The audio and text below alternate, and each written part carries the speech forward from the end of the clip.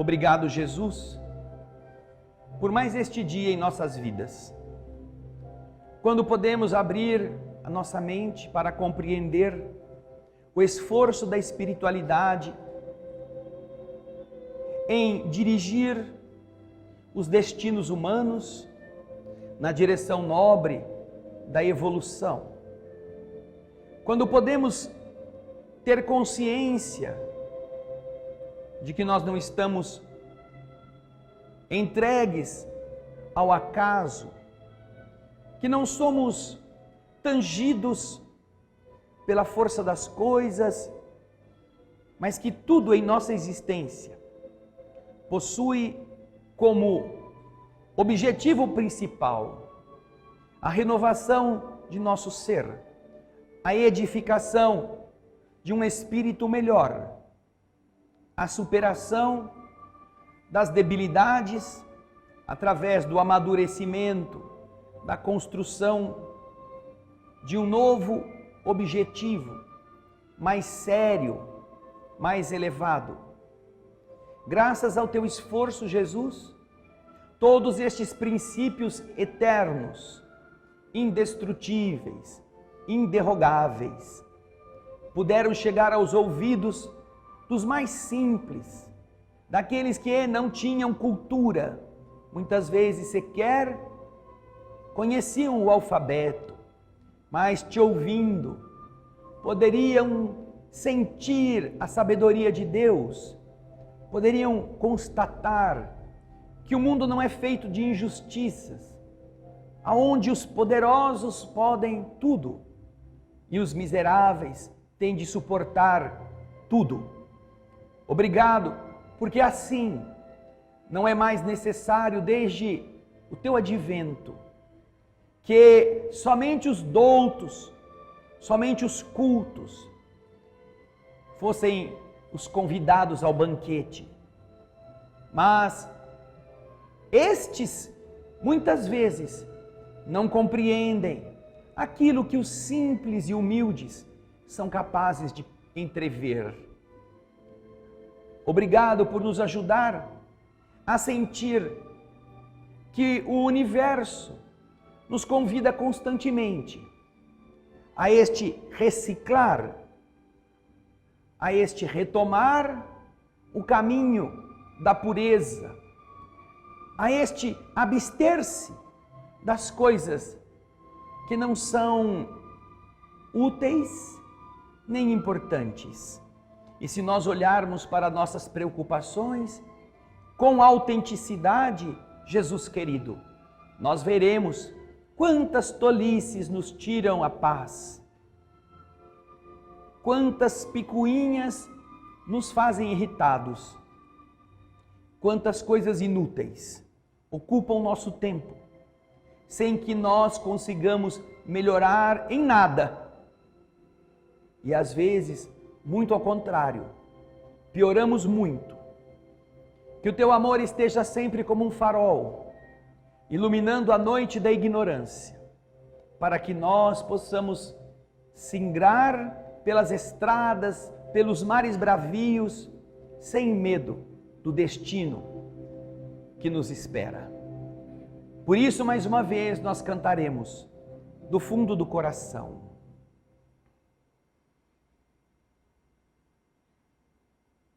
Almas,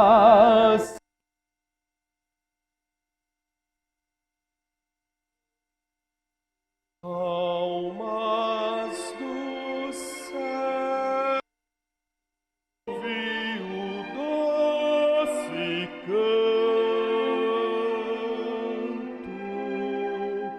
do fundo do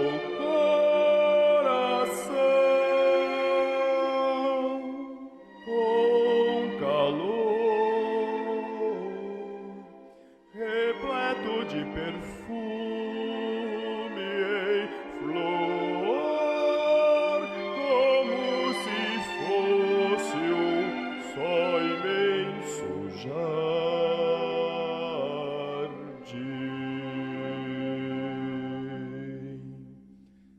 É a voz do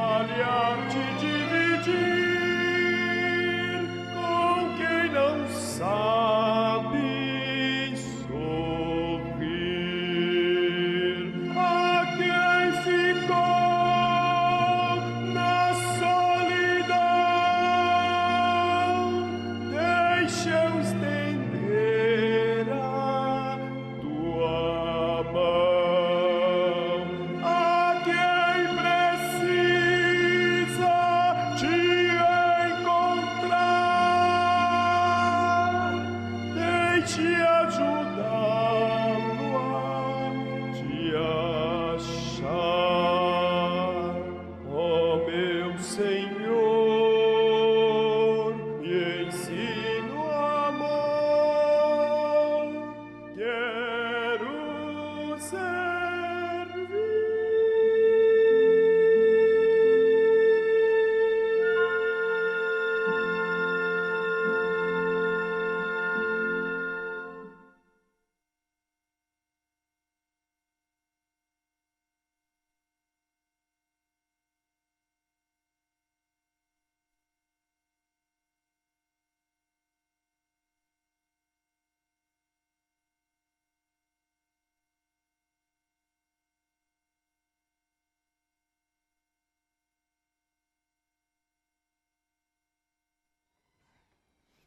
Queridas irmãs, queridos irmãos, queridos telespectadores da TV Alvorada Espírita, nosso abraço aos que estão aqui fisicamente e aqueles que nos assistem.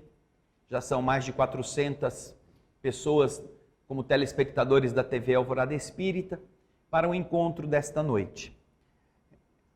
Aproveitando o aumento da audiência, retomamos aqui o lembrete de nosso encontro da próxima semana. Na quinta-feira do dia 26, nós estaremos realizando aqui o nosso tratamento espiritual do Natal. Então, as pessoas que desejarem submeter-se fisicamente, vindo aqui com a sua vontade de melhorar, ou estando em casa, também com essa mesma vontade, à distância, poderão aproveitar o nosso encontro da quinta-feira que vem. Quando nós fazemos isso, na quinta-feira, nós mudamos o horário e começamos as atividades 1 hora mais cedo. Então, a transmissão da TV vai começar às 19 horas, enquanto que a nossa instituição já às 18 horas estará aberta. As pessoas que quiserem poderão se informar a respeito dos detalhes no link que você vai ver na tela aí. O primeiro sobre o tratamentoespírita.com.br, onde estão as recomendações. Você deve ler com antecedência para se preparar. E depois, no dia, você tem o link de baixo, o youtube.com/TV Alvorada Espírita, canal 2, onde você deve conectar-se para assistir desde as 19 horas, um pouquinho antes até, aquilo que vai ser explicado e participar deste encontro, conforme nós já estamos anunciando.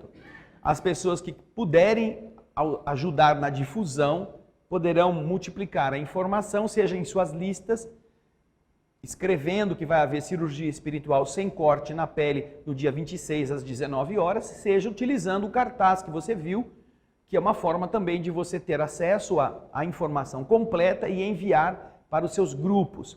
Aqueles que desejarem podem nos enviar uma solicitação, além do fato de estarmos também colocando este cartaz na nossa lista do WhatsApp. Então, vai também ser encaminhado pela lista este anúncio, não apenas no dia. Nós estaremos já, a partir de amanhã, lançando este cartaz para todas as pessoas que puderem nos ajudar na divulgação.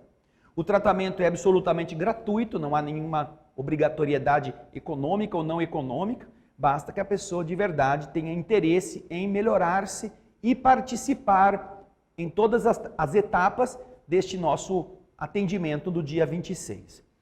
Na outra quinta-feira, já é 2020, nós voltamos ao horário normal. Em 2020 não haverá tratamento espiritual na quinta-feira. Vai ser a nossa atividade de sempre, ok? Bem, nós temos o Evangelho nas noites de segunda e quinta-feira como o nosso guia, a nossa linha, o nosso prumo, e nós vamos caminhando lentamente para que não percamos o conteúdo. Estamos tratando da introdução do Evangelho. E quando você estuda esta beleza, você descobre não apenas um livro que tem um nome muito antiquado, ou que faz a pessoa imediatamente colocar uma barreira naquilo que vai estar escutando. Esta palavra, é uma palavra tradicional da teologia, mas que no seu significado mais singelo tem uma tradução bastante adequada. Porque evangelho lembra coisa velha, né? Evangelho, aquele negócio meio bolorento, aquela coisa, aquele livrão amarelo que você tentou ler um dia e não conseguiu porque era muito complicado. E que às vezes algumas pessoas, até mesmo com essas novas impressões, essas novas edições, também mesmo assim fica meio perdida. Então você fala, com esse nome eu não sinto atração. Aí você vai nas religiões dogmáticas e fica ouvindo um monte de repetições e repetições e repetições que também não fazem muito sentido para você. Na medida em que o nosso raciocínio se deu o direito, que não era um direito, era da sua natureza, de estabelecer um juízo, de comparação, de lógica, de bom senso a respeito de tudo, certamente que também em relação às leis do universo e aquilo que as religiões apresentavam como verdades, isto também passou a ser objeto de um questionamento, de uma análise, pelo menos crítica, de uma comparação. E se nós observarmos com este intuito, não de negar a priori, não de uma vontade de ser contra só porque quer ser diferente, mas se nós observarmos como estas coisas são complexas, são difíceis de muitas vezes você conciliar, basta que você faça uma comparação, é simples. Tudo certo aí? Não vai derrubar o Papai Noel, tá? Nem o relógio. É que o cara dá com sono, então aí até pegar no tranco. Ô João, pega aquela vareta. O João tem uma vareta? Dá aqui a vareta. Traz logo aqui, João. Dá pro Gaspar trazer a vareta. Vem, Gaspar. Traz logo a vareta aí, Gaspar. Vai. Eu vou buscar aí, hein? A gente tem uma vareta aqui que era para baixar esse negócio aqui. Tá vendo aqui? A gente tem, obrigado, Gaspar. Essa varetinha aqui, ó, a gente pega aqui, ó, puxa o nosso... Mas o João, muito inteligente, ele usa essa vareta aqui, ó, porque ele fica lá atrás para cutucar quem está na transmissão roncando. Então, a vareta estava longe, por isso que ele quase caiu da cadeira. Gaspar, obrigado. Leva lá a vareta, que ela salva a transmissão da TV Alvorada. TV Alvareta. Então, basta que você faça uma avaliação muito simples a respeito das coisas ligadas à religiosidade tradicional para você começar a ficar com alguma dúvida. Não por maldade, não porque você quer dizer que nenhuma presta. Mas, por exemplo, dentro daquilo que se chama de palavra de Deus, né, a tradicional, que a gente chama de Bíblia, vocês têm um conjunto de livros que foram reunidos ao longo dos milênios como palavra divina. E as pessoas levam essa palavra divina, geralmente, como a verdade. Né? Coisa que veio do alto e que deve ser seguida. E assim nós temos as duas grandes religiões ocidentais, cristãs, lastreadas no livro sagrado, assim chamado, né? A Bíblia. Então, você vai consultar a Bíblia. Só antes de ler a Bíblia, hein? Só consultar a Bíblia. A Bíblia é dividida em duas partes, né? O Velho Testamento e o Novo Testamento. No tempo de Jesus não era assim, porque não existia o Novo Testamento. Jesus não tinha escrito nada, ninguém tinha escrito nada. Era só a lei mosaica, era só os livros velhos do Velho Testamento. Aí você pega uma Bíblia editada por uma editora católica e você começa a contar quantos livros tem nessa Bíblia. Livro, um por um. Gênesis, Êxodo, Números, Levítico, Deuteronômio, e assim vai. Né? Os profetas.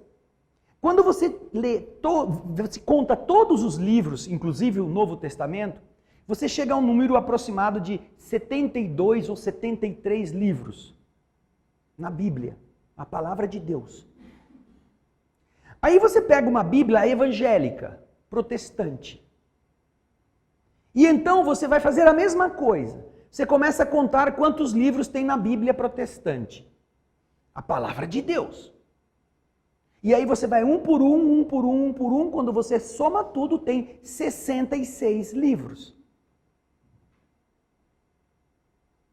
Ora, numa diferença de 6 ou 7 livros que compõem a palavra de Deus,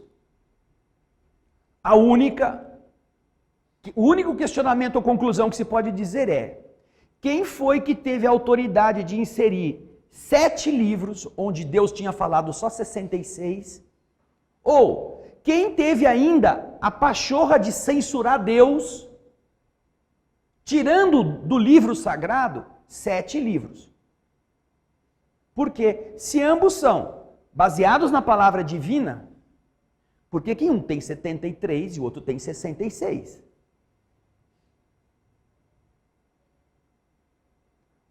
Deus fala muito ou fala pouco? E olha que 66 ainda é bastante.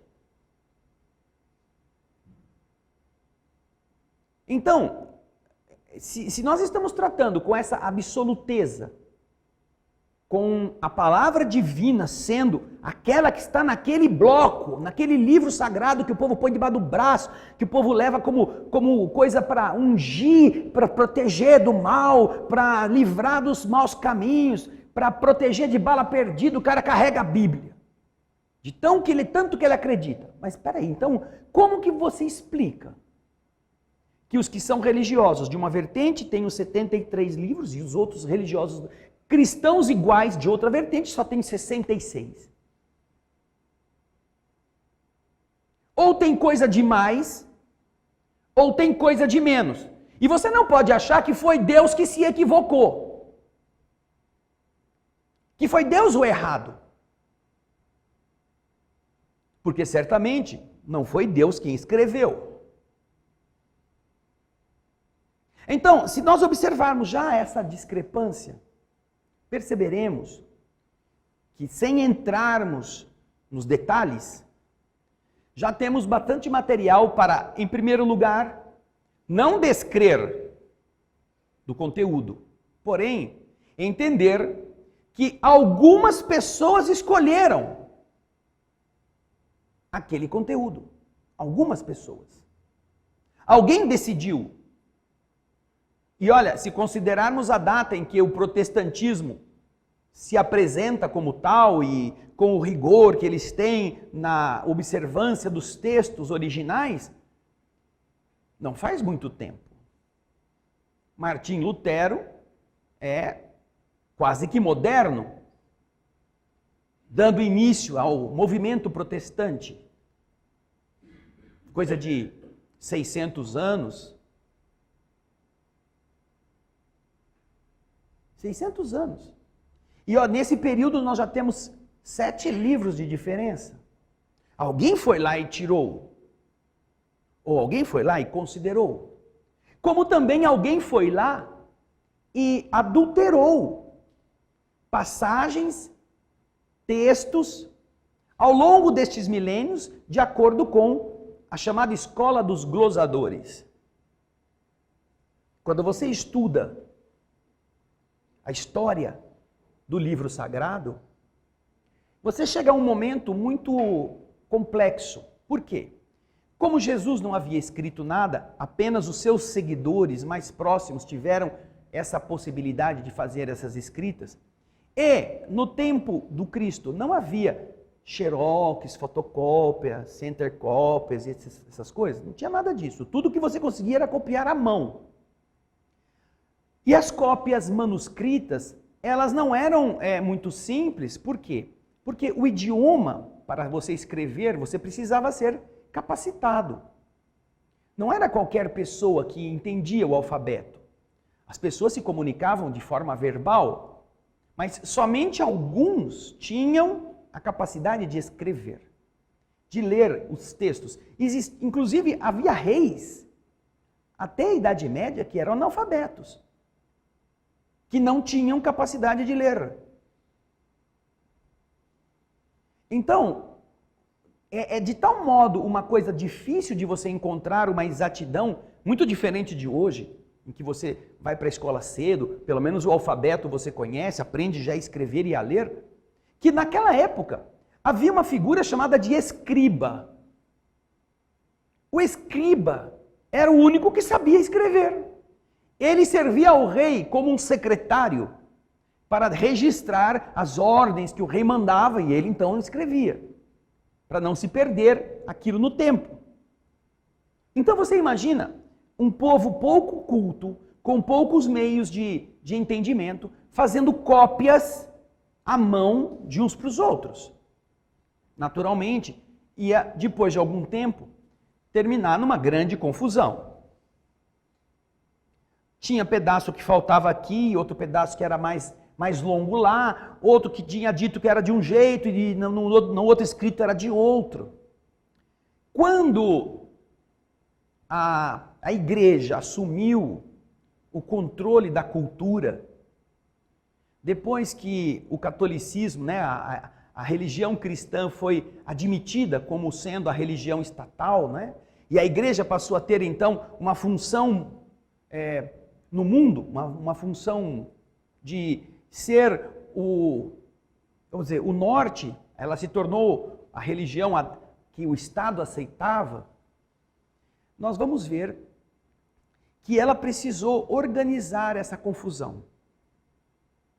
Então, por ordem de um papa, São Jerônimo foi incumbido de fazer um julgamento dos textos que havia ali, como os textos mais fiéis. O papa nomeia São Jerônimo, que é considerado pela tradição teológica como um dos pais da igreja, para que ele fizesse essa compilação.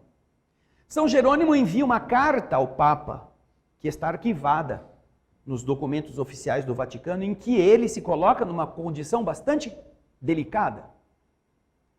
Porque o Papa manda ele ser juiz da palavra divina, ou dos evangelhos, pelo menos daqueles conhecidos, e que lastrearam, segundo a história deles mesmos, a fundação da Igreja Católica.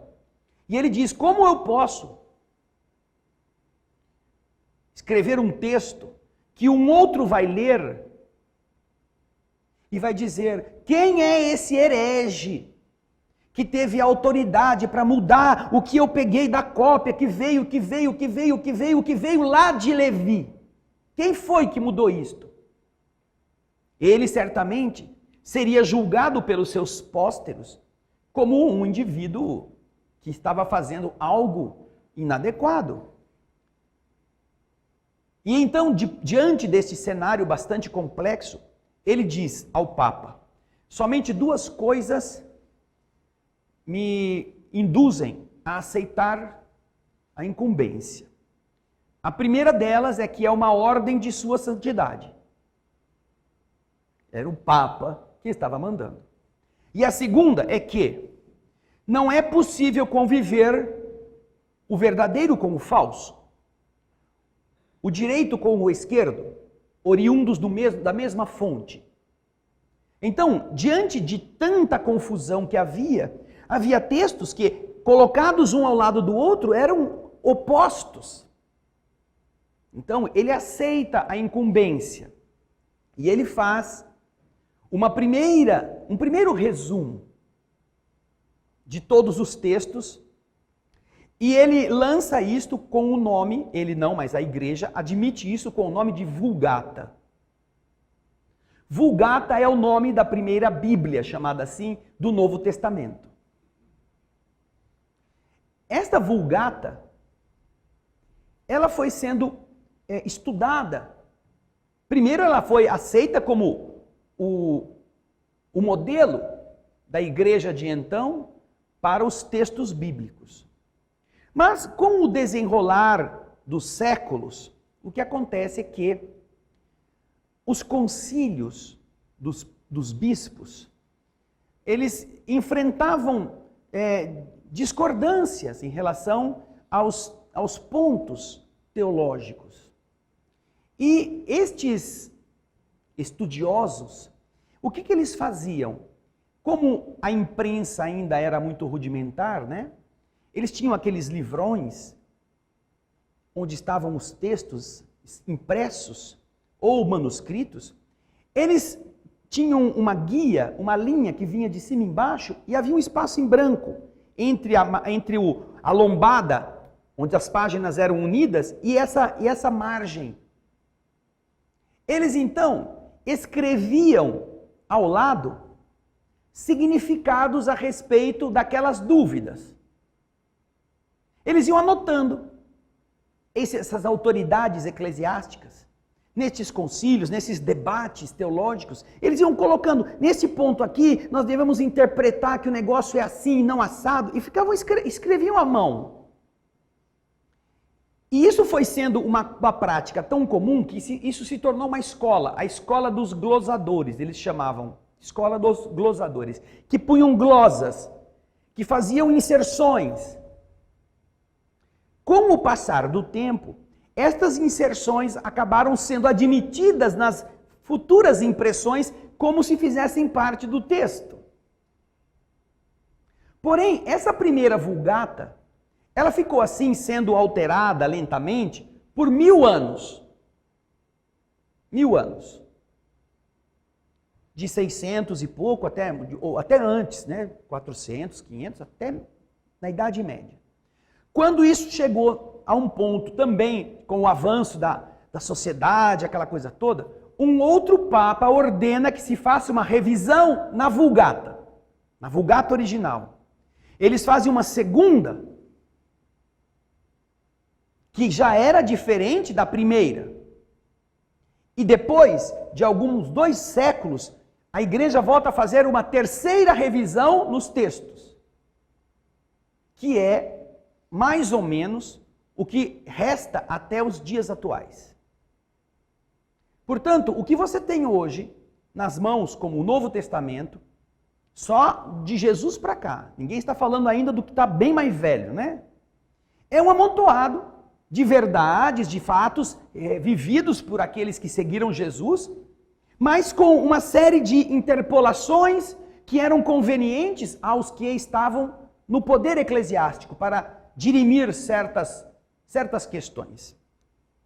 Uma das mais tradicionais, uma das mais interessantes, é a que fala a respeito da reencarnação. A reencarnação era algo comum no entendimento das pessoas daquele tempo. Era muito comum que as pessoas soubessem que a gente vive uma vez e volta a viver em outros corpos. Isso era normal. Ninguém tinha ainda uma concepção racional organizada de como isso se dava. Ninguém. Porém, era voz corrente de que isso era comum, era assim. Tanto que há várias passagens nas Escrituras que eles não conseguiram deturpar. Não tiveram como. Porém, quando o Império Romano, já dividido em 2, não é? Ficou restrito ao Império do Oriente, com sede em Constantinopla, que depois se tornou Bizâncio, que de hoje é Istambul dos tempos modernos. Um dos imperadores, ele era um soldado, ele era um general, que conheceu ao tempo em que ele comandava as tropas romanas na região do Oriente, já que o Ocidente já não existia mais como império, não é? Já tinha caído.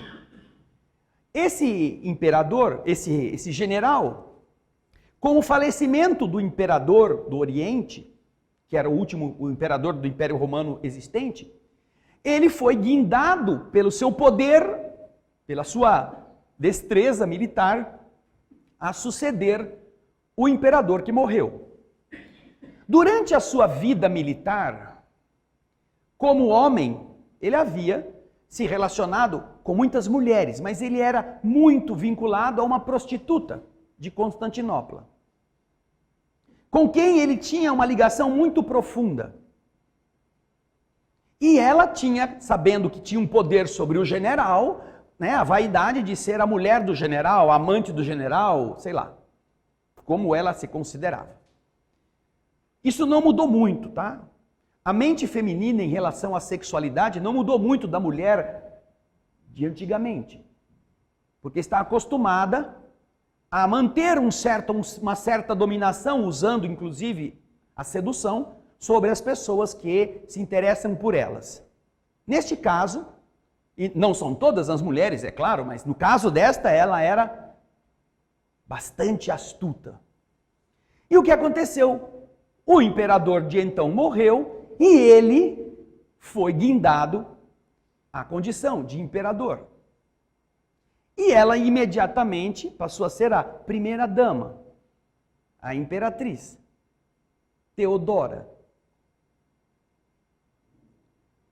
Como ex-prostituta, ou como prostituta, e havia o serviço de prostituição natural e organizado no Império Romano, Teodora era conhecida por todas as prostitutas de Istambul. E então, como agora ela era esposa do imperador, não caía bem a mulher do imperador ser chamada de colega, de companheira de trabalho, pelas prostitutas que antes estavam, assim, na disputa de algum homem com ela mesma. Então ela convence o seu marido a mandar matar as 500 prostitutas de Istambul.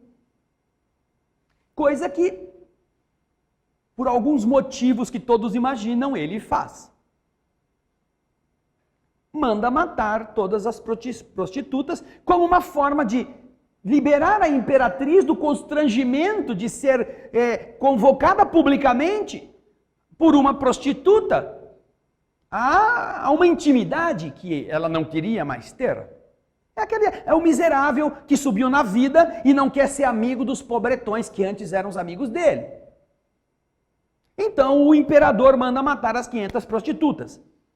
E a partir daí, os cristãos desta época, que já eram cristãos, começam a dizer que ela teria que renascer 500 vezes para ser assassinada pelo crime de ter matado 500 pessoas. Tal era a compreensão natural do fenômeno da reencarnação, nos tempos a que me refiro. E até antes, porque isso também está nas Escrituras.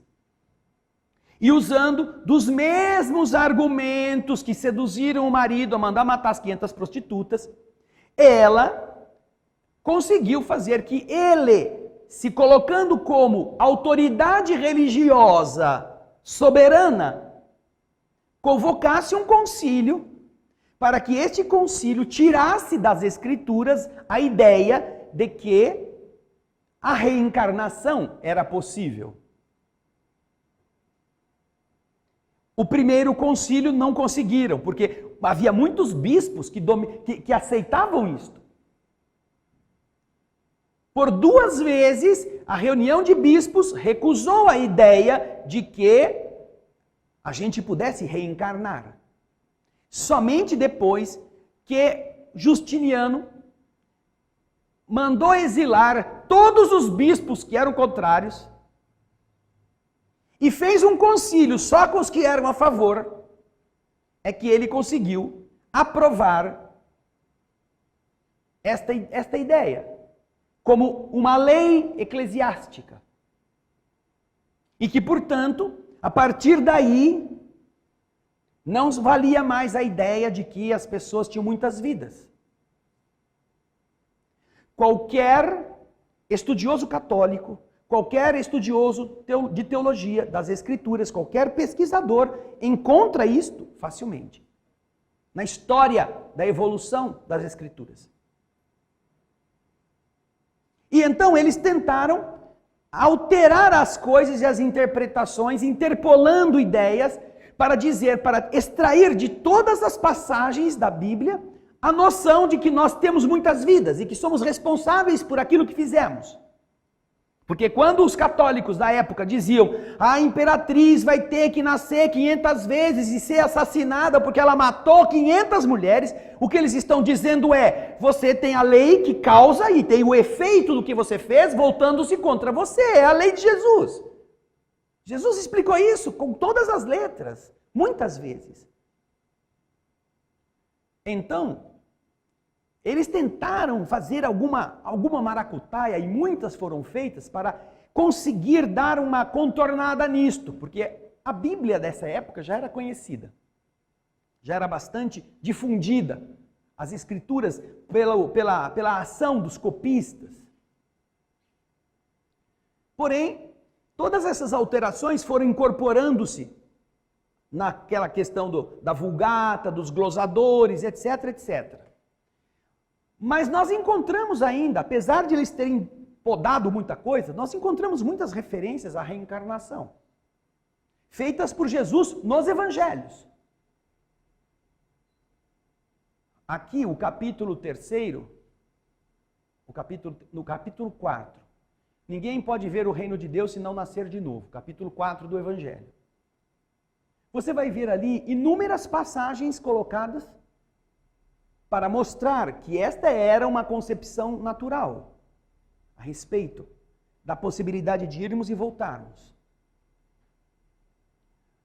E é por esse motivo que surgem muitas dificuldades para as pessoas engolirem com o raciocínio lúcido coisas inexplicáveis. A própria igreja, para tentar manter todo o entendimento que ela criou a respeito, ela mesma tem dificuldade de justificar as coisas. Depois de anos em que foram defendendo o indefensável, como é que elas podem dizer que elas estavam equivocadas? Não é possível para fazer assim, sem perder credibilidade. Sem perder credibilidade. A mesma coisa do céu e do inferno.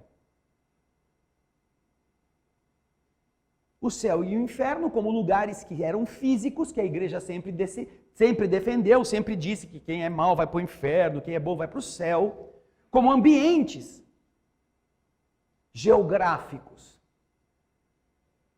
Não sabe o que fazer com isso, porque é um absurdo lógico constatar um ambiente onde os maus, quem roubou um pão, vão ficar lá porque são indignos. E os que não fizeram nada, mas também não prejudicaram ninguém, podem ser que sejam admitidos no paraíso, em que vão ficar dormindo, tocando harpa, fazendo alguma coisa.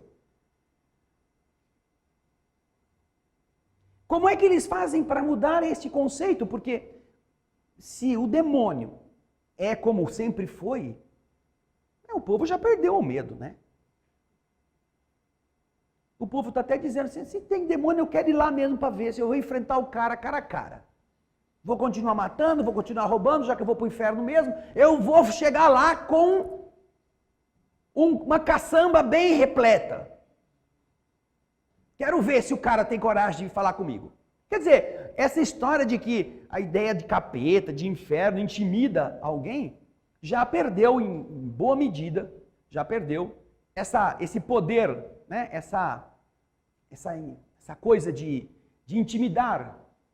Porque realmente, seja um paraíso de delícias, para o qual você se candidate por muito esforço para vencer todos os seus defeitos, e você sabe que não vai conseguir, seja um inferno, onde você, não tendo sido tão mal, vai ombrear com pessoas extremamente perversas.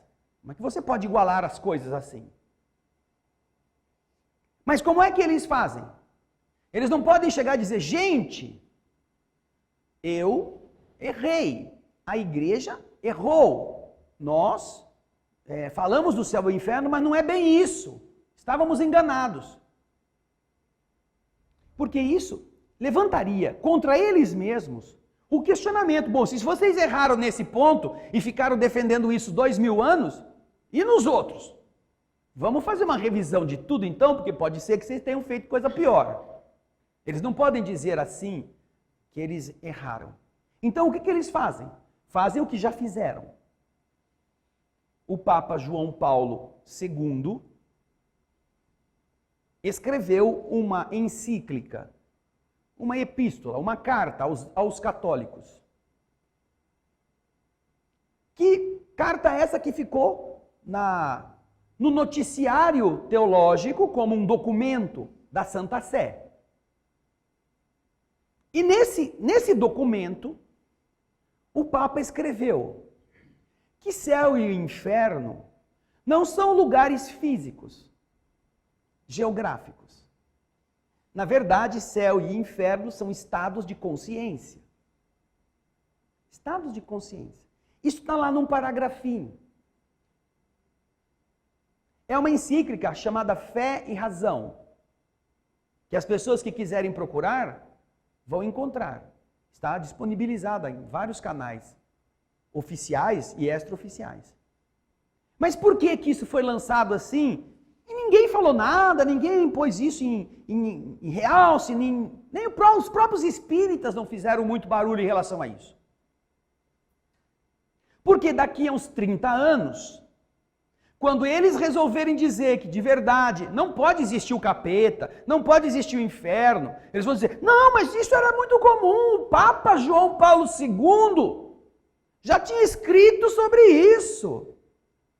Olha lá, está no documento assim de... A igreja sempre admitiu que na verdade não era um lugar físico. É assim que eles tentam dizer aos que vão ficar repetindo as bobagens, como se fossem, macaquinhos de auditório, e depois dizer, olha, não é isso não, nós sempre dissemos o contrário. Então, quando você observa essas realidades, você percebe uma coisa.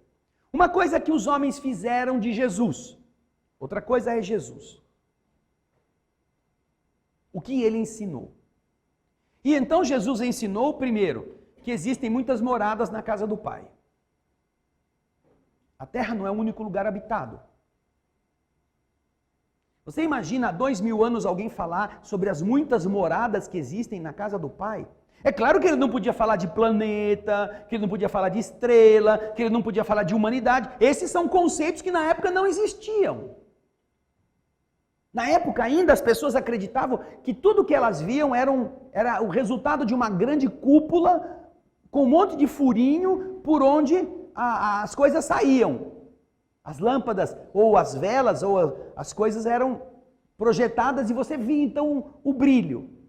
E aquilo se chamava firmamento, de firme. Uma cúpula rígida que cobria tudo, com o sol no meio. Imagina. As explicações que se tinha a respeito não faziam menção a planetas, a sistemas, a estrelas, a nada. Jesus não podia falar de uma coisa tão bela usando uma linguagem científica, porque ela não existia. Como é que ele faz? Ele usa aquilo que o imaginário popular estava acostumado. Muitas moradas, todo mundo tem moradas. É a mesma coisa que ele fala.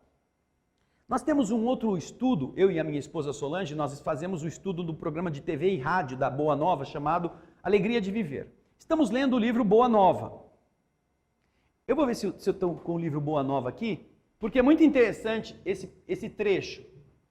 Se eu não estou vendo Boa Nova aqui, se alguém tiver lá na frente, pega o livro para mim.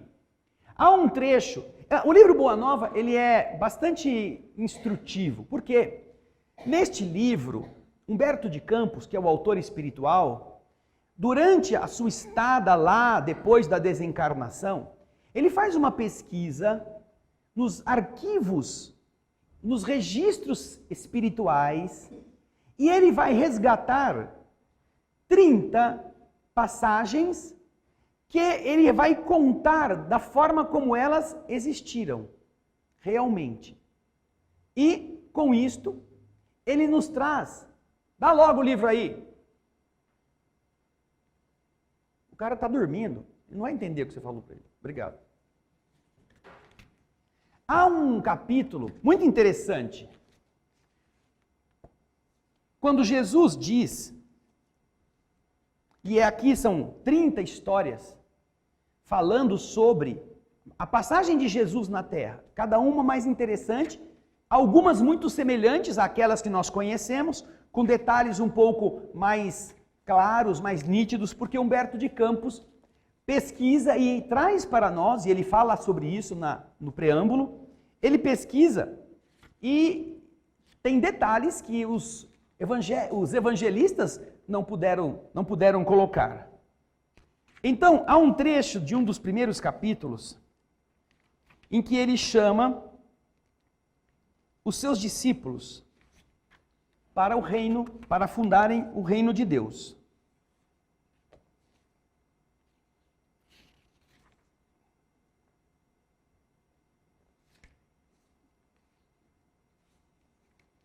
Logo no começo.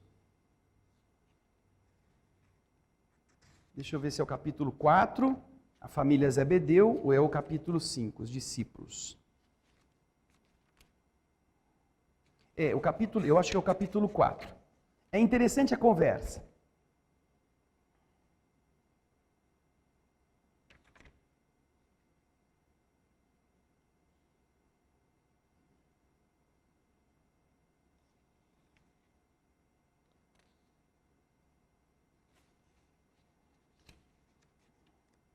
Ele fala a respeito desse reino,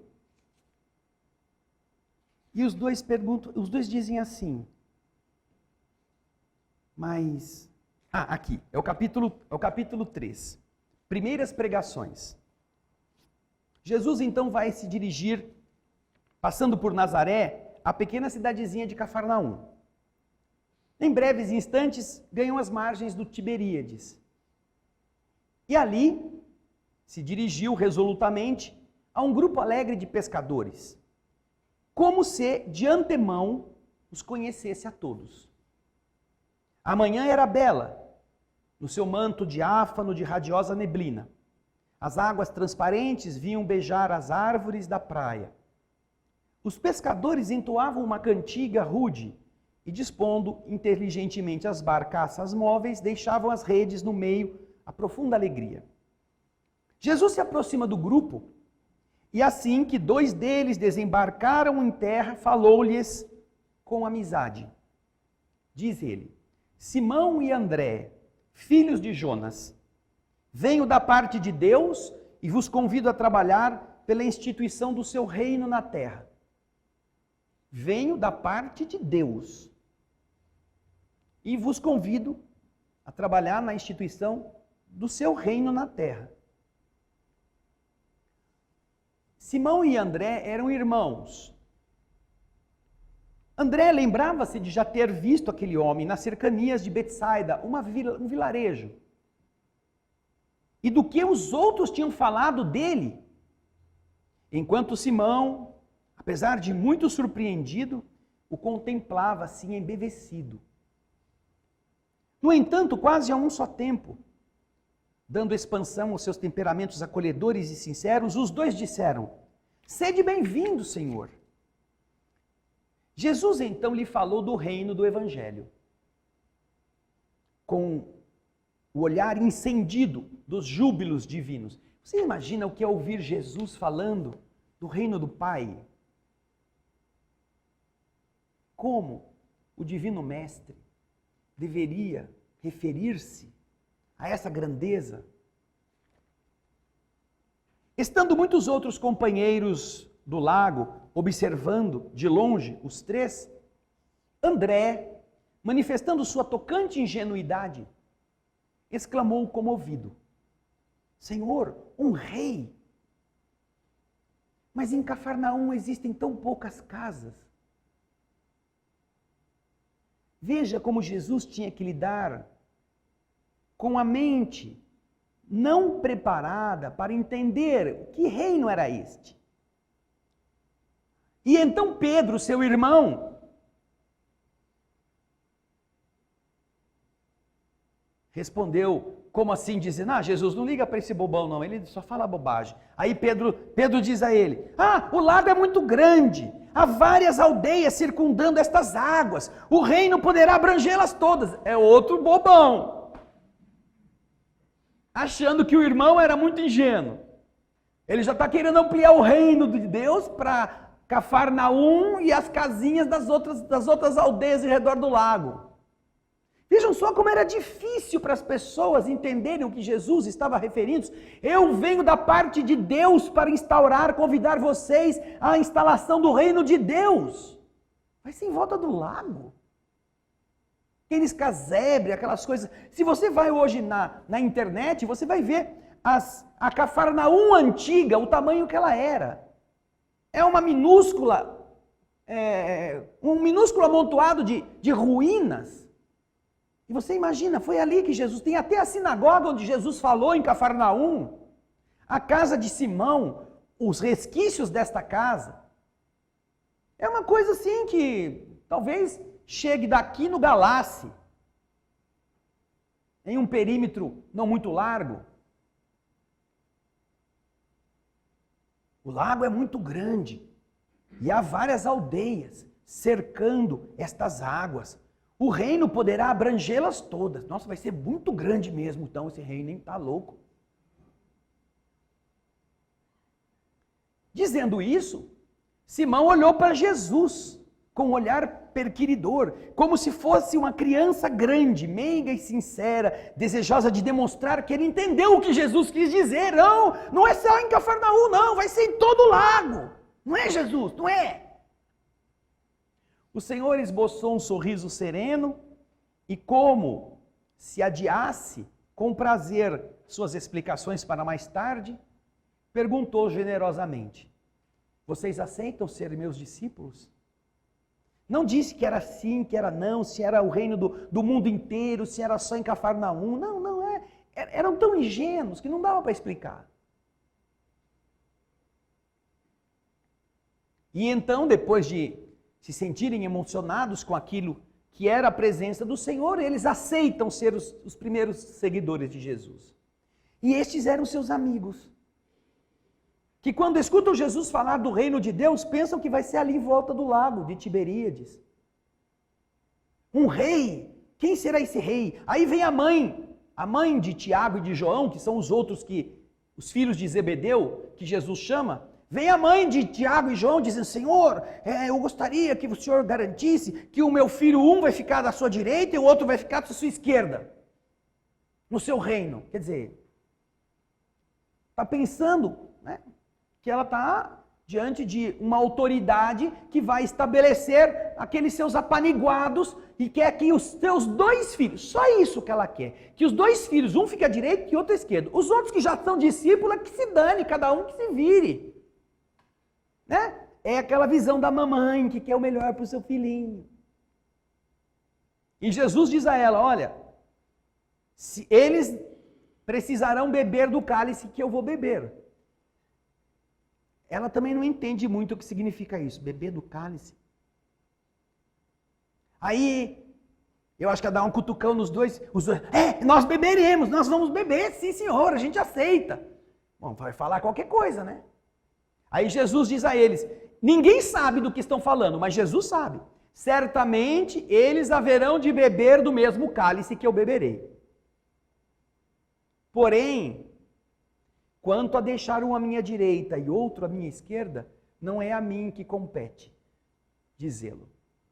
Jesus não tinha autoridade, não exercia autoridade, nem para garantir a uma mãe que um filho dela ia ficar grudadinho nele e o outro ia ficar grudadinho do outro lado. Não sou eu que digo isso. Quem governa a vida é que definirá. Então você observa como Jesus não podia tecer comentários profundos, porque a mente dessas pessoas havia uma dificuldade grande de entender. Por isso ele usa essas expressões como nós estamos falando. Há muitas moradas. Todo mundo sabia o que era morada. Cafarnaum tinha moradas, lugares em que as famílias se reuniam. Mas a casa do Pai tem muitas moradas. Então, qual é essa casa? A casa do Pai. Onde estão essas moradas? Como interpretar isso? Então, nós vemos Jesus falando de forma, vamos dizer, não muito precisa, para que as mentes pudessem ouvir, e ao invés de pura e simplesmente renegar, que aquilo ficasse: não, tem muitas moradas na casa do Pai. Onde que é essa casa? E onde são essas moradas? Que casa é esta? Será que aqui é a terra? Porém, naturalmente, não era sobre este tema terreno que Jesus se referia. A casa do Pai tem muitas moradas. Então Jesus está tratando de coisas sérias, falando a inteligência precária. E ele sempre fez isso. Ele não escreveu livros sobre estes temas. Ele apenas realça aquilo que é fundamental para entender como se pode viver de outro jeito. Quando ele vai falar sobre a reencarnação, ele aborda isso. Ele pergunta aos seus discípulos: que dizem as pessoas sobre o Filho do Homem? O Filho do Homem era a expressão que ele se atribuía. Filho do Homem, eu. Que falam as pessoas sobre o Filho do Homem? E aí os seus discípulos respondem. Uns dizem que é Elias, outros que é Jeremias, outros que é algum dos profetas. Ora, se essa é a resposta, como é que o populacho podia dizer que Jesus era Elias? Elias já tinha morrido 800 anos. Que era Jeremias, um outro profeta também já morto. Ou que era qualquer profeta que também já não existia mais. Se eles não acreditassem que aqueles que morreram pudessem nascer de novo.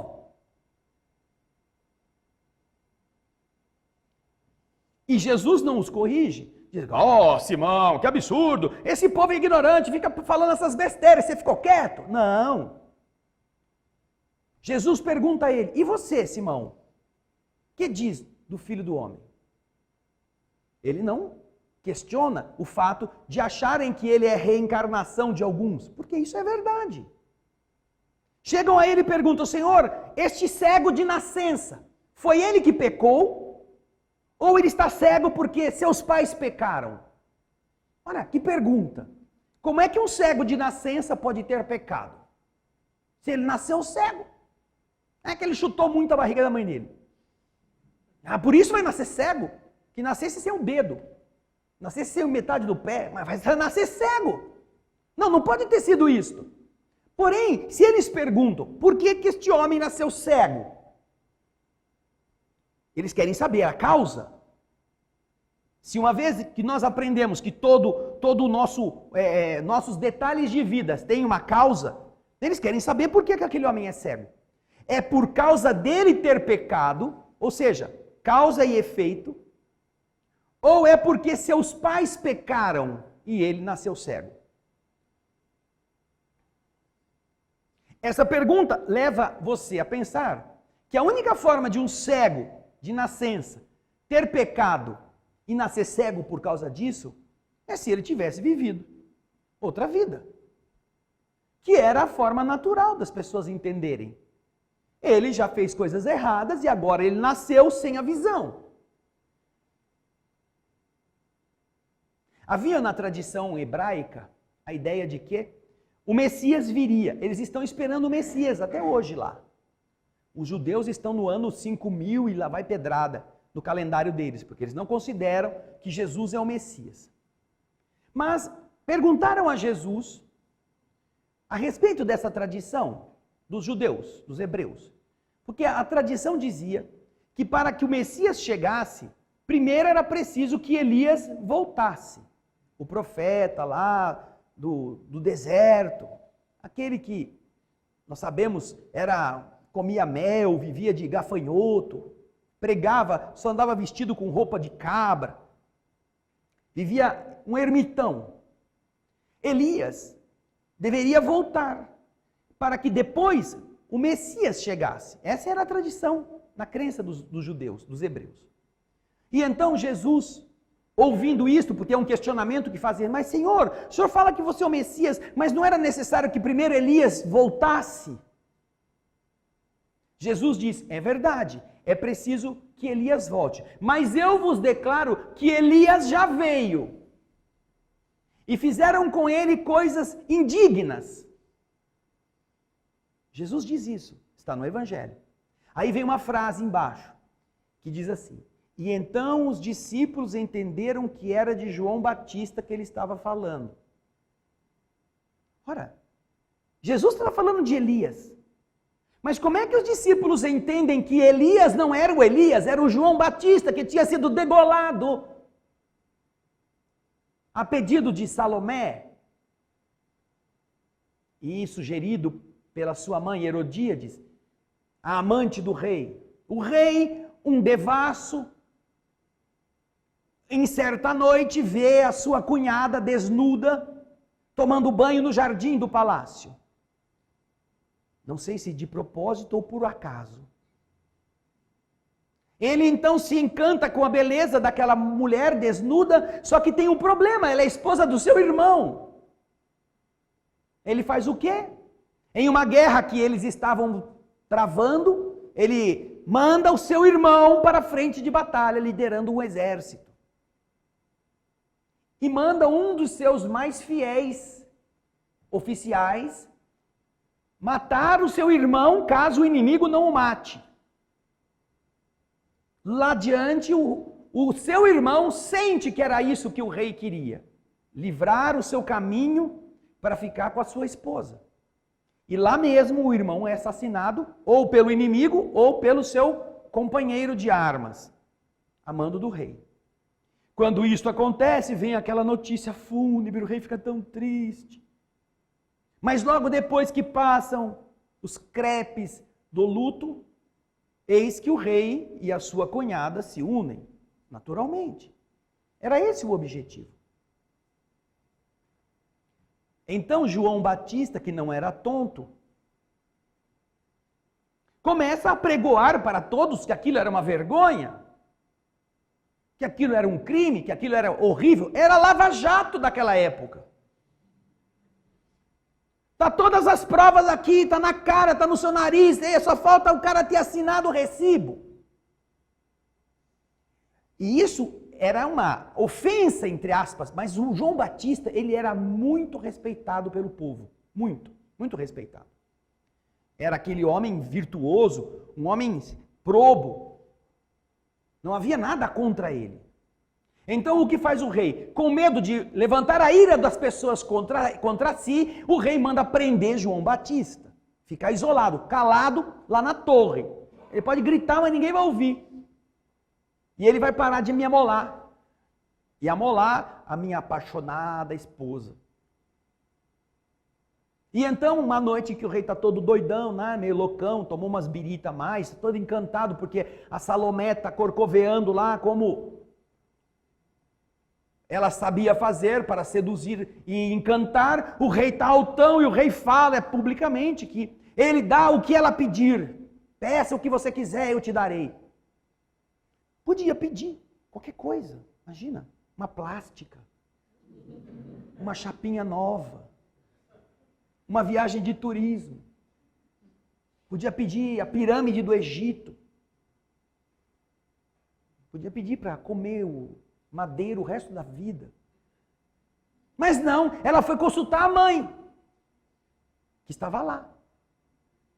E imagina, né? A lagartixa consulta a cobra. A cobra fala para ela: pede a cabeça do João Batista numa bandeja. O que uma menina ia querer com uma cabeça? Imagina. Podia pedir tinta para unha, pedir, sei lá, roupa íntima, pedir para ir em festa. Não, o que uma garota que era jovem, Salomé, queria uma cabeça? Vai fazer o que com uma cabeça? Jogar bola? Mas a mãe queria a cabeça para se vingar, para não ter mais aquele homem levantando, né, o sigilo, abrindo contas, quebrando o sigilo telefônico de ministros do Supremo. É a mesma coisa. Então, ela pede a cabeça de João Batista. Como tentaram pedir a cabeça do ministro Moro, do presidente e outras coisas. Então, o rei agora não pode dizer não, porque voltar atrás para o rei era sinal de fraqueza, no orgulho real. Então o rei manda, infelizmente, decapitar João Batista. E é por isso que Jesus disse: Elias já veio. E fizeram coisas atrozes com ele. E a frase explica. Ah, então era de João Batista que ele estava falando. João Batista era Elias renascido. Outra certeira indicação da existência da reencarnação na mente natural das pessoas. Jesus explica sempre as coisas, sobretudo em relação às leis do universo. Estas que você vê acontecerem diariamente na sua própria vida. A lei de ação-reação, aquilo que você está procurando fazer para tratar-se. O tratamento espiritual é uma das manifestações dessa lei. As pessoas procuravam Jesus e queriam ser curadas. Para alguns, ele curava e dizia, vai, que a tua fé te curou. Não fui eu, foi você. Você se conduziu, você se preparou, você tolerou, e então a única coisa que me resta fazer é livrar você dos resquícios que ainda estão aí. Mas foi a sua decisão em ser melhor que curou você. Mas para outros que ele curava do mesmo jeito, ele não dizia a mesma coisa. Ele dizia, vai e não tornes a pecar. Tornar a pecar indica o quê? Que ele estava daquele jeito porque já tinha pecado. Por isso ele estava doente. Agora você vai estar melhor, você vai parecer que está sadio, mas você ainda está doente por dentro. Você está com a mácula, com o câncer, só que não aparece. Então, agora que você vai achar que já ficou bom, não volte a pecar como você fazia antes. Porque se você vier fazer isso, coisa pior vai acontecer a você. Porque agora você recebeu uma bênção. Está em suspenso.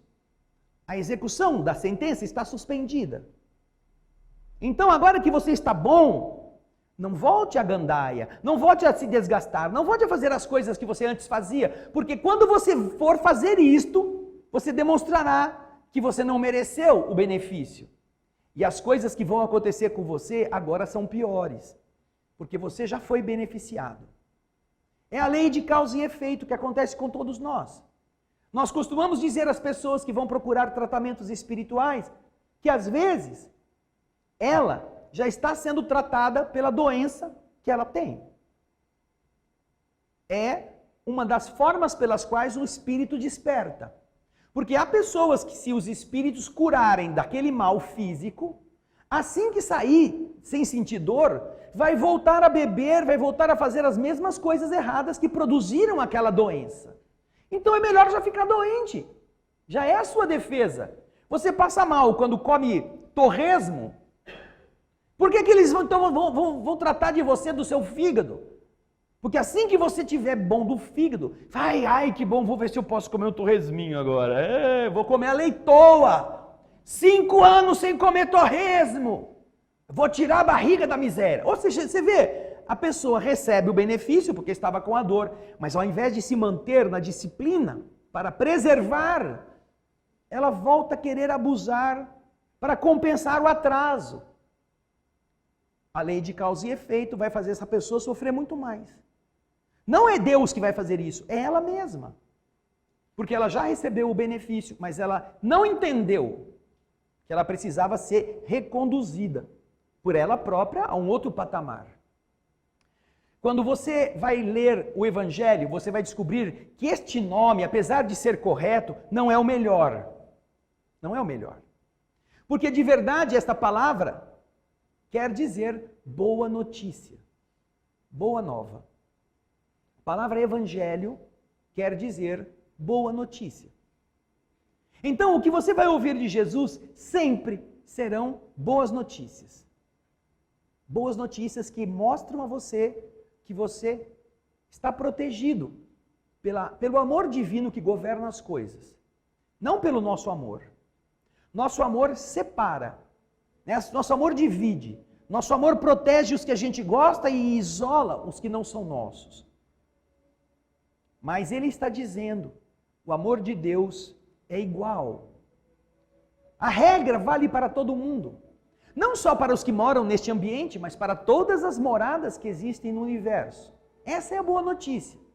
A boa notícia é que você pode ter sido flagrado em adultério. Você pode ter sido flagrado no crime. Você pode ter até sido condenado a ser apedrejado. Mas o Senhor vai olhar para você e vai dizer: eu não te condeno. Vai e não tornes a pecar. Porque os homens que te condenavam também foram embora, quando pensaram a respeito de seus próprios crimes.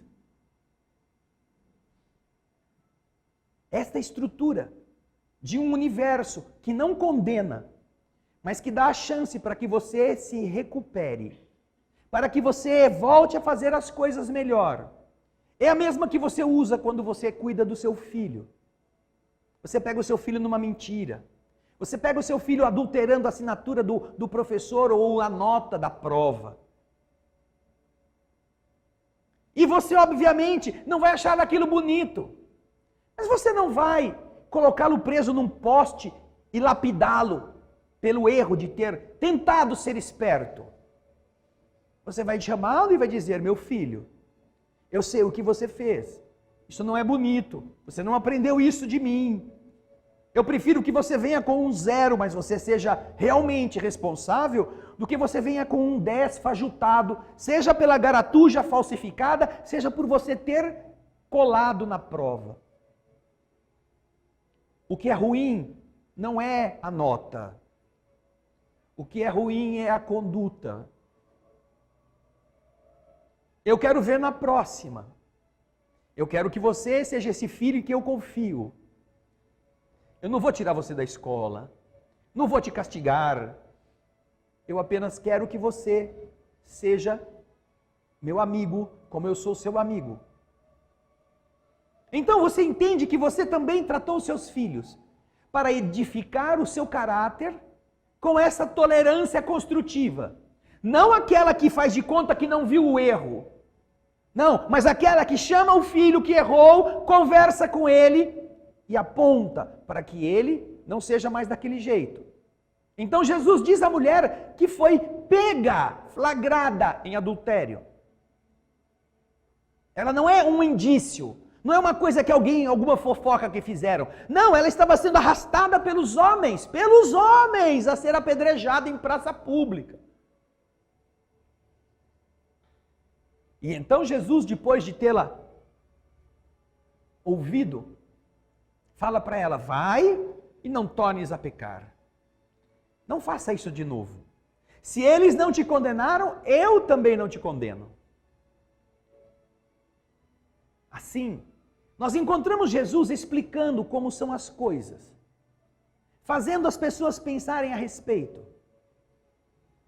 Há um homem velho. Jesus está passando nas proximidades. Este homem está sentado no fim da vida. É um cego. E ele ouve a multidão empurrando Jesus. E ele começa a chamar: Jesus! Jesus! E começa a gritar para que a multidão não sufoque a sua voz. E as pessoas em volta do velho Bartimeu mandam ele calar a boca. Fica quieto aí, velho. O senhor está indo embora, está cansado. Não para de gritar. E ele não para. Ele grita, ele grita, ele grita. Jesus então se volta para de onde estão vindo os gritos e vê que é um homem cego que está gritando por ele. Não havia uma só pessoa que disse ao velho: vem comigo, eu levo você até perto dele. Havia gente não querendo que o cego gritasse: você é velho, você é cego, deixa o senhor ir embora, ele já está indo embora. Fica na tua aí, você viveu até agora cego. Não, deviam ter feito o quê? Vem cá, Bartimeu, a gente te carrega, a gente não sabe o que vai acontecer, mas Jesus é tão generoso, já fez tanta gente enxergar. É Jesus que tem que ouvir, é Ele que tem que voltar. E quando ele chega e vê o homem, e que aí o povo está todo encantado, porque Jesus veio a um miserável. O que será que vai acontecer? Jesus vê aquele homem cego. Qualquer um de nós, já de forma arrogante, já sairia pensando: eu vou curar mais um hoje, põe aí na lista. Jesus chega a ele, sabendo que ele está naquela condição miserável, que está gritando pelo Senhor, e diz a ele: Bartimeu, o que você deseja? O que você quer de mim? Talvez Bartimeu não quisesse a visão. Talvez quisesse: Senhor, eu já ouvi falar tanto de você, eu queria te dar um abraço. Imagina se ele não quisesse ver, porque já estava resignado, já estava assim, acostumado a ficar na escuridão. Jesus então dá a ele o direito de exercer a vontade. O que você quer de mim, Bartimeu? E o velho lhe diz: Senhor, que eu veja. E então Jesus impõe as mãos e o cego volta a ver. Mas ele precisou dizer o que ele queria. Jesus não violenta, e a lei do universo não faz isso com ninguém que não queira melhorar. Nós não conseguiremos fraudar nunca, pela nossa lábia, pelo nosso disfarce, pela nossa dissimulação. Não conseguiremos nunca fraudar, conquistando alguma coisa que a gente de verdade não deseje. Ai, eu queria parar de fumar. Já jogou fora o cigarro? Está na minha bolsa. Então, antes de entrar aqui, joga no lixo. Se você quer. Deseja isto? Se você deseja isto, você vai ter amigos que te ajudarão a vencer o vício. Você nem precisa pedir. Nem precisa vir aqui para ver se a cirurgia espiritual tira a vontade de fumar de você. Não, você basta falar com o Senhor: Senhor, eu quero largar essa droga que me mata, que me faz mais pobre. Eu quero me libertar desse problema, dessa fraqueza de caráter que eu tenho. Me ajuda, eu estou mostrando o que eu quero. Jogo no lixo. Mas a gente quer que os outros façam a gente parar de fumar. Que alguém tenha alguma fórmula mágica que tire da gente uma vontade que só nós é que criamos. O cego teve que dizer: eu quero ver. E Jesus então faz isto. Mas se a gente diz uma coisa com a palavra e a outra, a atitude mostra o oposto, como ele vai poder administrar isto? Ah, vamos comemorar daqui a alguns dias o nascimento de Jesus. Nós estamos falando do melhor amigo que a gente já teve em toda a vida. Não é nosso pai, não é nossa mãe, não é nosso marido, nem nossa esposa, não é nem mesmo nosso filho. Jesus é o melhor amigo que você nunca pensou que poderia ter tido. Porque todos os dias ele diz a mesma coisa para a gente: vai, meu filho, não volte a fazer as mesmas coisas. Eu te ajudarei. Eu preciso que você me ajude. Eu preciso que você confie nestas coisas. Que você faça o mundo ser melhor. Isso é um projeto de Deus. Nós estamos ouvindo Jesus falar para cada um de nós: eu venho da parte de Deus e vos convido a ajudar na implantação do seu reino no mundo. Somos nós a quem ele se dirige. E o que a gente pergunta para ele? Poxa, reino, aqui em Campinas, uma cidade tão pequena. Reino, eu tenho tantos negócios da minha vida, eu tenho que ganhar meu dinheiro, como é que eu vou fazer isso? Será que nos esquecemos qual é o plano divino para a construção de um novo orbe? E que o Natal para nós é apenas a oportunidade da gente encher a barriga, de a gente ter que conviver de forma ainda muito mal suportada com pessoas que têm o nosso sangue, mas que a gente não tolera. Como quereríamos ser úteis ferramentas nas mãos de Jesus? Carregando em nosso coração as coisas que não são boas para fazer o reino ser diferente. Onde está a nossa vontade de ser feliz fazendo os outros felizes, de pedir desculpa pelos nossos erros, de desejar Feliz Natal? Pense, você que está me ouvindo, você que me assiste. Se quando você abraçar alguém na sua família, na sua casa, e é muito bom reunir-se em noites como esta, quando você disser para todos Feliz Natal, é isso mesmo que você está desejando. Pense no que você está falando. para aquela pessoa. Se você deseja mesmo que ela seja feliz e que para ela isto seja uma realidade, você aguentaria ver seu cunhado mais feliz do que você? Esse chato, esse oportunista, esse invejoso. Você diria isso para ele com amor? Você teria essa vontade de falar isto para as pessoas que te traíram, que fugiram com outros ou com outras? Mas é por aí que a gente começa. Você quer o quê? Que Jesus use você para implantar o reino de Deus? E a gente é uma cobra cascavel? Com os guizos chacoalhando na primeira ameaçada que a gente recebe? A gente quer a saúde carregando venenos nas nossas bolsas, nos nossos bolsos? Nós precisamos mostrar como Bartimeu o que nós somos e o que nós queremos. Pense quantas vezes você já comemorou o Natal, desde que nasceu. Quantas vezes já comeu a mesma coisa, sempre no Natal. Quantas vezes ficou esperando um presente ou teve que comprar presente para dizer para as pessoas que gosta. Mas pense quantas vezes você comemorou o aniversário de Jesus, não a festa para você. Quantas vezes o Natal teve um significado em que Jesus era o centro? Porque hoje, até mesmo a figura de Jesus é um estorvo. Se você está numa família muito grande e quando chega a hora da ceia alguém resolve fazer uma prece e fala assim, vamos fazer uma oração, tem sempre alguém que vira cara, alguém que faz cara feia, alguém que fala assim, tudo bem, mas faz uma prece rápida.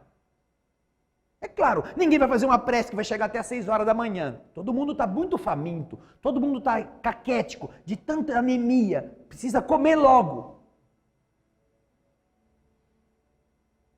Se você somar o peso de todo mundo que está nessa festa, se forem 20 pessoas, você vai ver que se você dividir o peso de todos somados, dava para fazer uma festa com 50. Pegando o que sobra do corpo de cada uma, já dava para fazer mais um corpo, para uma outra pessoa viver e estar lá com você. De tanta fome que nós estamos passando. Mas não pode deixar de comer. Não, por quê? Porque você não pode ouvir de Jesus. Porque Jesus dói na sua consciência, dói na nossa consciência. Porque Jesus é a humildade e a gente é o orgulho. Jesus é a pureza e a gente é a malícia. Jesus é a bondade e a gente é a raiva. Jesus é o perdão e a gente é a mágoa. Por isso que dói. Mas quarta-feira,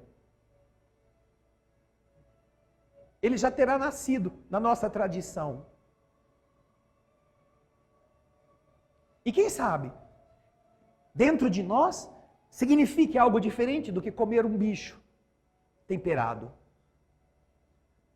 Possamos comer este animal que deu a sua vida para a gente se sentir feliz.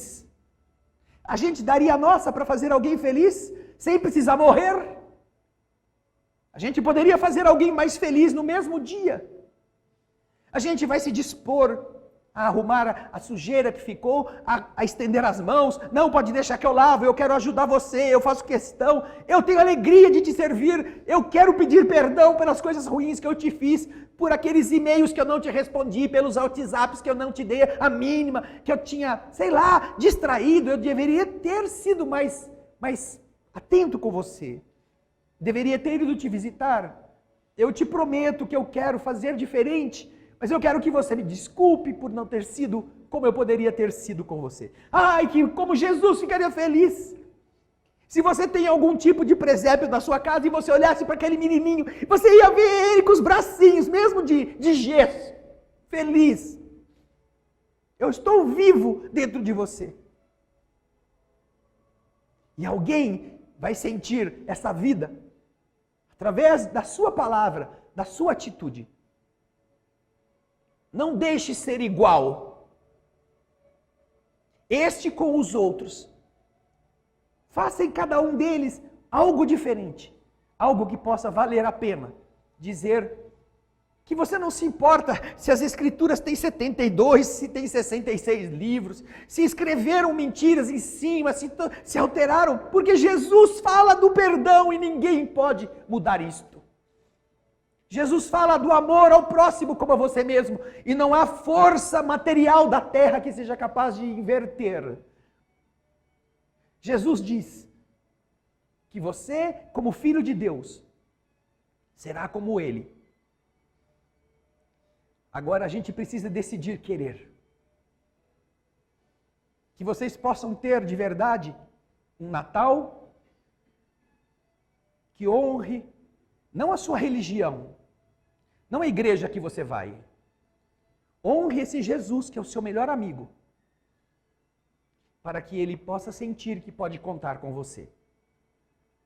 No Evangelho de João, no capítulo 15, há uma fala muito linda de Jesus, quando ele se dirige aos seus ouvintes. Ninguém tem maior amor do que aquele que dá a sua vida pelos seus amigos. Jesus sabe o que vai acontecer. Você morre pelo seu filho, como pai ou como mãe. E é o amor que faz você esquecer da sua vida para salvar a dele. Mas Jesus diz: não existe maior amor do que aquele que dá a sua vida pelo seu amigo. Pelo seu amigo. E então ele diz: não foram vocês que me escolheram, fui eu que escolhi vocês. Por isso eu vos chamo de meus amigos. Para que os homens tivessem a noção do tamanho do seu amor, que morre não por um filho, não por uma filha, mas morre apenas por um amigo, um ser estranho, um ser que o vai trair, que o vai vender, que o vai negar, e que ainda assim ele vai amar, para recuperar do abismo.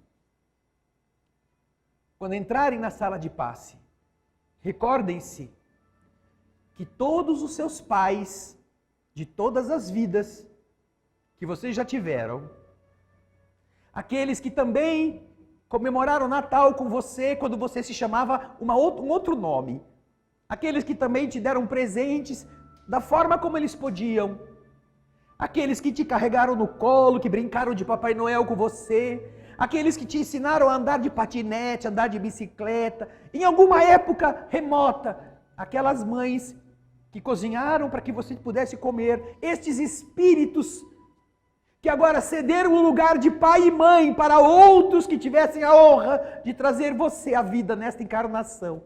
Eles continuam amando você como aquele menino ou aquela menina do Natal, de tantas e tantas vidas. E que querem que vocês sejam felizes. E que querem que você os sinta.